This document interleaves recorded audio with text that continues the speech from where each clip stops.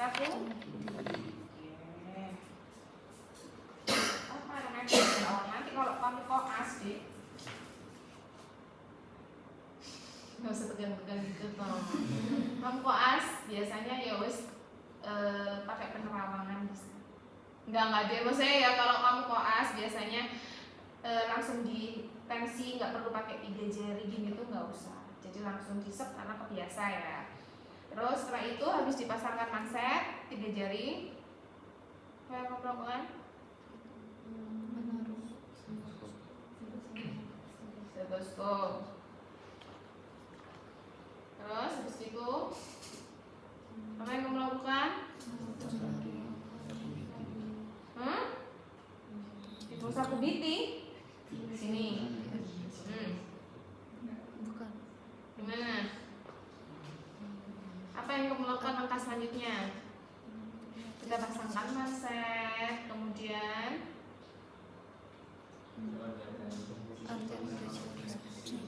ini gimana caranya?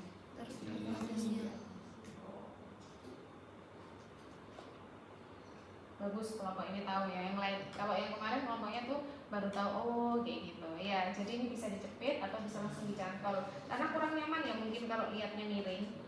Ya, jadi bisa dicantol. Terus setelah itu, oh stetoskop ini. Terus naruh di mana? Ditaruh di atasnya brachialis. Cek terlebih dahulu ya, apakah berfungsi atau tidak. Tes berfungsi. Terus perkenal.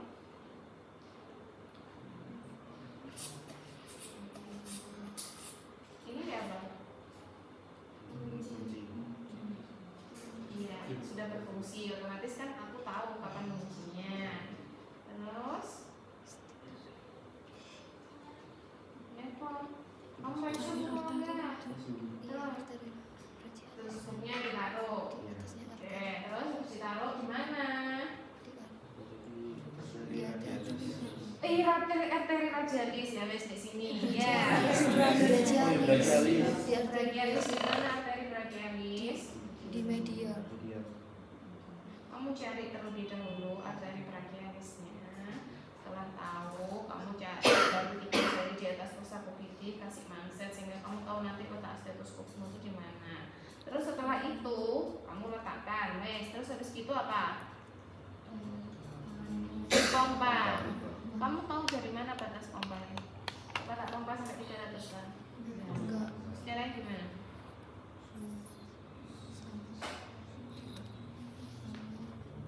Oke, kamu harus tahu cara memompanya itu batasnya dari mana. Pertama, satu dari anamnesis. Kalau memang pasiennya ini adalah pasien hipertensi, riwayat tensi, bisa kamu tanya, Pak, sebelumnya apakah sudah pernah tensi? Kapan terakhir tensi? Misal 1 bulan yang lalu. Berapa Pak terakhir tensinya? Oh 150 dok. Berarti kalau memang 150, misalnya 150/80, Bapak memang punya tensi tinggi, hipertensi kah? Seperti itu ya. Oh, iya dok, saya memang punya riwayat hipertensi. Baik. Berarti kamu pompanya bisa ditambah dengan 20-30 mm Hg dari hasil tensi terakhir sehingga kamu bisa tensi 170 sampai 180. Paling aman memang 180 paling tinggi ya. Sehingga kamu bisa tahu oh tensinya segini nanti yang gitu. Nah, sekarang bisa ditanya itu dari anamnesis ya, Dek ya. Terus yang kedua, kalau misalnya orangnya Pak, kapan terakhir tensi? Enggak pernah dong, saya enggak pernah periksa. Punya riwayat darah tinggi? Enggak tahu saya kayak gitu. Nah terus, ya apa taunya? Ada loh di situ ya apa? Bisa nggak ada? Ya apa nak? Ya apa? Fahmi ya apa Fahmi? Arteri radialis. Dirabalah arteri radialis. Ya. Kemudian gimana cara meraba arteri radialis?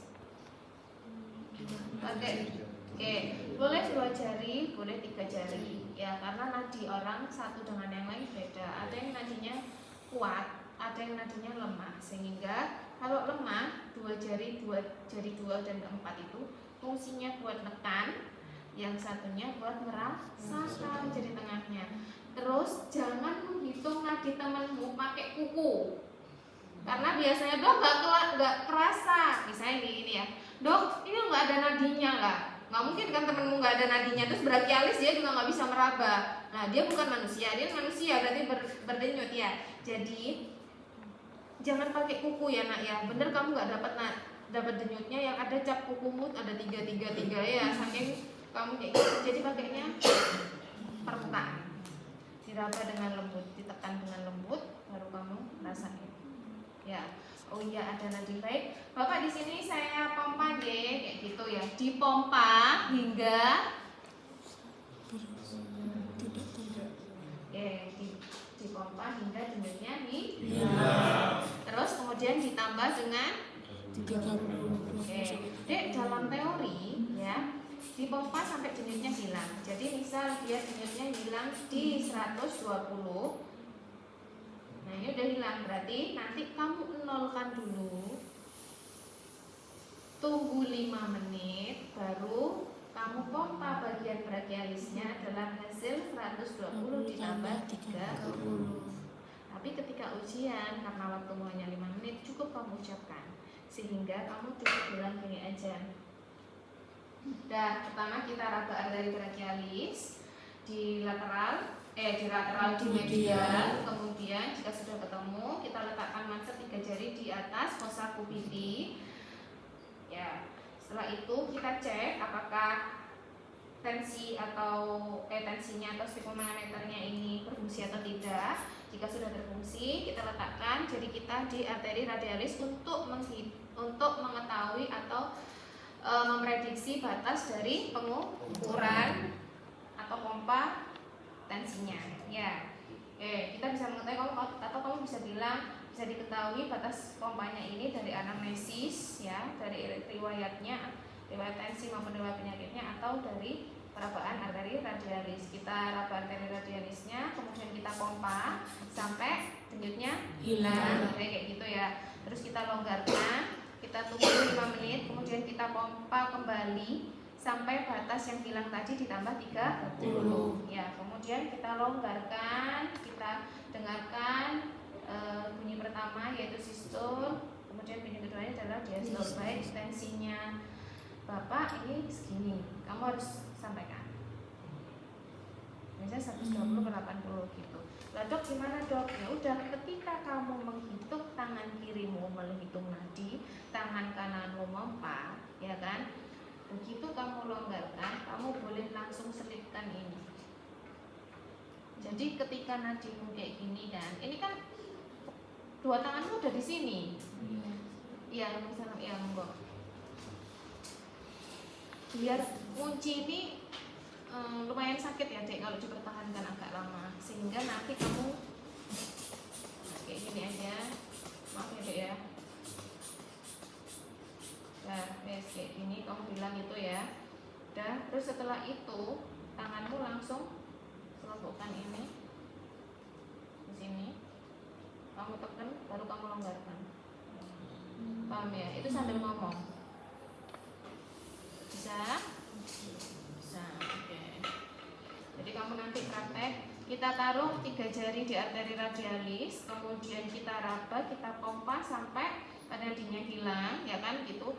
Terus kamu bilang, kita lepaskan jika sudah mengetahui tanda hilangnya di mana.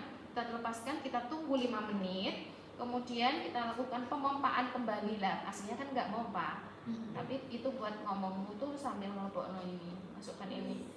Kita pompa kembali sampai batas yang hilang tadi ditambah 30, kemudian kita lepaskan perlahan-lahan. Baik, suara pertama adalah sistole, suara kedua adalah diastole. Baik, lihat si Bapak 120 asal kayak gitu. Oke. Nah, setelah itu adalah perhitungan. Selanjutnya Bapak, tesnya sudah selesai. Kita lanjutkan pemeriksaan selanjutnya, yaitu hitung nadi. Kita hitung nadinya selama 1 menit. Kita rasakan apakah nadinya reguler atau irregular, kuat angkat atau tidak. Kita amati atau kita rasakan atau kita hitung selama 1 menit. Ya, kamu hitung 15 detik dikali 4. Terus pakai 2 atau 3 jari. Kamu sampaikan nadinya berapa normalnya? Berapa? sampai 90 suka Ada 50, 60 sampai 100 ya. Oke, bisa. Nadinya Bapak 80 kali per menit, reguler, kuat angkat positif. Ya, kuat angkat tuh maksudnya dia kuat nih nadinya. Kalau orang dehidrasi ya shock itu lemah, bahkan sampai nggak ada. Makanya kalau misalnya orang kalau kecelakaan yang diperiksa adalah nadi langsung karotis. Kalau ada ya udah aman. Biasanya jumping nadi radialisnya nggak ada langsung karotis. Jadi dia langsung RJP. Begitu karotis nggak ada udah pasti langsung RJP.